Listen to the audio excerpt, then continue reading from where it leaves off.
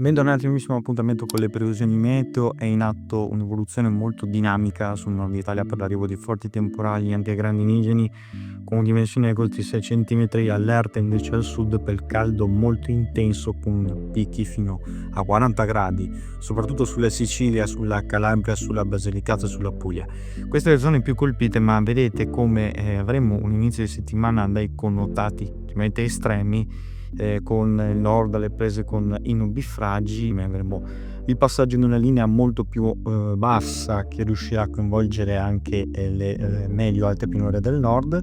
Per quanto riguarda i temporali che saranno molto forti e invece un'anomalia termica davvero decisiva al sud. Vedete come si evidenzia bene da questa mappa la differenza termica tra il centro-sud e il nord. Avremo al nord picchi di 33-35 gradi sulla Val Padana, proprio almeno fino alla giornata di martedì. Guardate invece il sud oltre i 39 gradi, picchi anche molto elevati. E invece la frescura che interessa l'Europa occidentale, temporali grandinigeni, invece un'allerta molto importante viene emanata proprio per il rischio di forti temporali supercellulari, quindi vuol dire che avremo una linea multicellulare che giungerà a partire da ovest verso est, dal Piemonte già dalla nottata, e poi si estenderà fino al nord-est e il Friuli entro la fine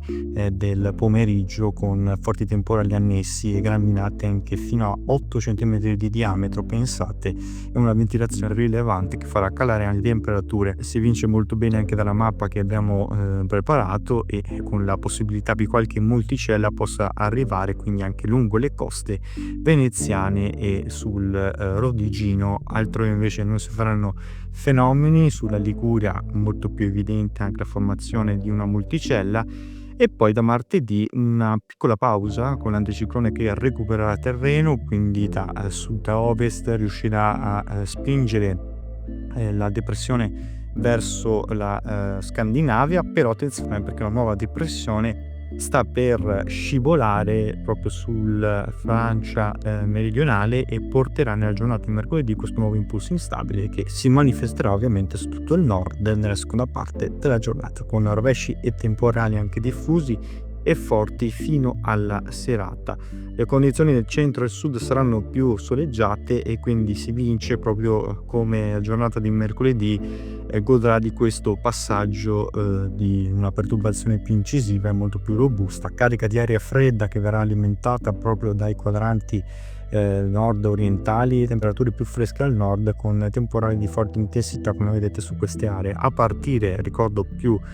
tra il pomeriggio e la serata, a partire dalle zone montane sul Piemonte, sull'Alta Lombardia e sul Trentino Alto Veneto, per poi diffondersi entro la giornata di giovedì su tutto quanto il nord Italia, e questa vedrà un abbassamento delle temperature su tutto quanto il comparto tirrenico, soprattutto per l'azione di questo minimo che andrà ad addossarsi, come vedete, sulle Baleari. La formazione di questo nucleo favorirà poi un calo più definitivo anche sulla Sardegna a partire dalla serata di giovedì, e quindi l'azione poi di queste correnti più umide che favoriranno la comparsa di qualche locale temporale proprio sulle zone montane della Sardegna,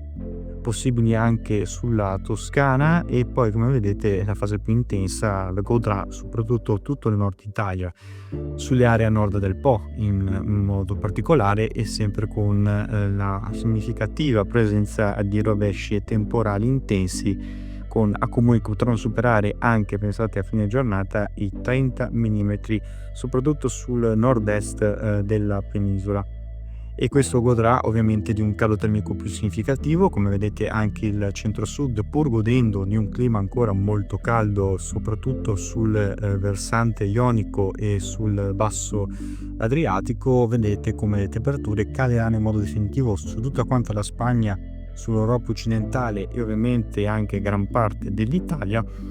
Però vi ricordiamo che proprio questo flusso umido caldo che riuscirà ancora ad agire al sud Italia si allontanerà comunque nel weekend da sabato anche al sud. Sul resto del sud le temperature tenderanno a calare in modo definitivo, quindi rimarremo sotto la media nel weekend generalmente dappertutto, con ancora la comparsa di rovesci e temporali che raggiungeranno anche il sud Italia. Di conseguenza rimanete come sempre aggiornati per non perdere i prossimi contenuti ed iscriviti al canale.